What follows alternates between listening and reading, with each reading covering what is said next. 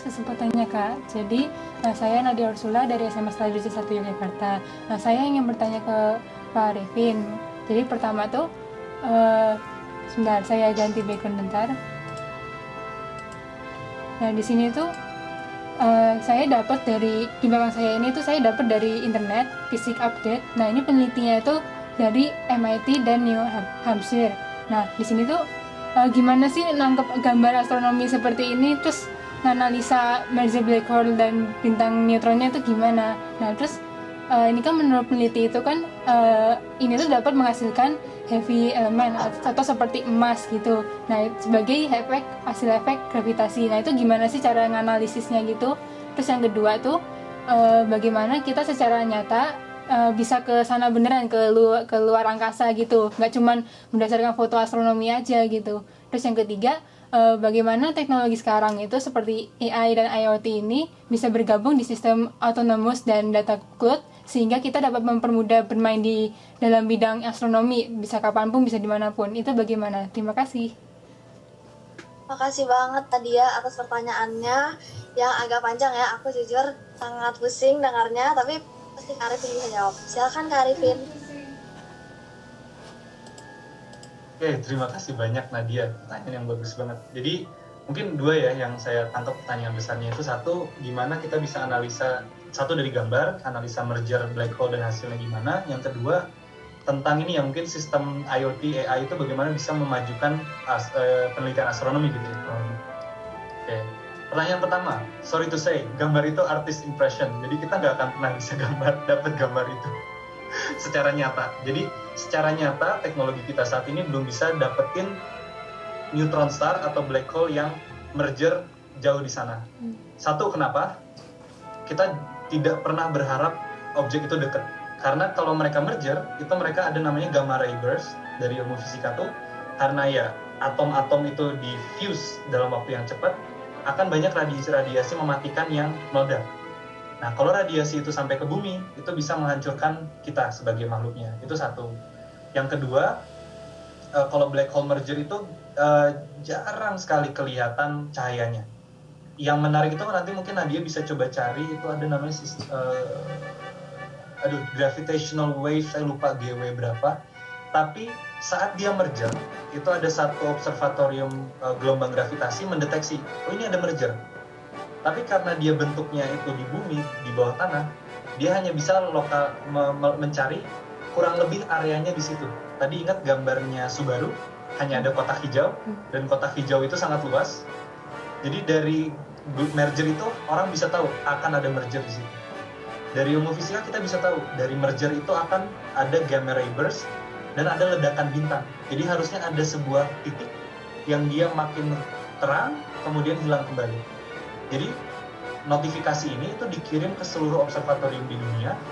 Mereka cari aja daerah yang mereka ngasih tahu, saya di daerah ini, saya daerah ini, saya daerah ini. Siapa yang dapat nggak ada yang tahu. Karena kita nggak bisa tahu posisinya di mana. Akhirnya ada satu observatorium namanya Las Cumbres Observatory. Mereka punya sistem robotik teleskop. Jadi mereka tinggal kasih tahu, nggak usah ada orangnya di belakang. Mereka kasih tahu di daerah sini ada hal yang menarik. Teleskop itu akan mengarah ke sana otomatis. Dan mereka dapat. Berapa jam setelah gelombang gravitasi dideteksi, itu ada satu titik dia menjadi terang, kemudian meredup kembali, dan itu terdapat di galaksi apa gitu. Jadi jauh di luar galaksi kita. Jadi mungkin kalau pertanyaan Nadia tadi, bagaimana kita bisa mendapatkan gambarnya? Tidak bisa. Gambarnya itu kita kayak ngelihat amuba tapi di langit gitu, hanya kecil-kecil, terang redup. Bagaimana bisa tahu akan ada gold atau unsur-unsur lain? Dari ilmu fisika fusi. Jadi kalau misalnya kita tahu ada kalsium ketemu kalsium, diffuse, dia akan menjadi atom nomor berapa. Dari atom nomor berapa ini kan ada delta masanya, delta massa ini jadi energi, bisa jadi gamma ray, X-ray, atau banyak hal. Jadi kurang lebih itu, semoga cukup menjawab. Itu yang tentang merger dari neutron star atau dari black hole. Itu yang nomor satu. Pertanyaan kedua itu pertanyaan bagus karena memang sangat diperlukan AI dan IoT. IoT diperlukan untuk tadi robotik teleskop, dan kalau hujan kayak gini, lagi pengamatan robotik teleskop, tiba-tiba di daerah sana hujan, dia harus mulai nutup dulu, mendinginkan kameranya. Banyak sequence yang harus kita pastikan kalau fasilitas kita itu shutdown dengan baik. Tadi juga Pak Yanto ada pertanyaan tersebut.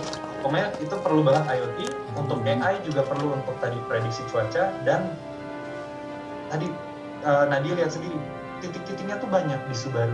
Banyak itu sebenarnya satu galaksi masing-masing, itu satu objek menarik masing-masing. Bagaimana kita harus satu-satu nih, jutaan objek kita liatin, nggak mungkin. Akhirnya dibangunlah sistem machine learning atau AI yang seleksi menurut AI, kira-kira oh ini yang menarik, baru manusia untuk seleksi manual.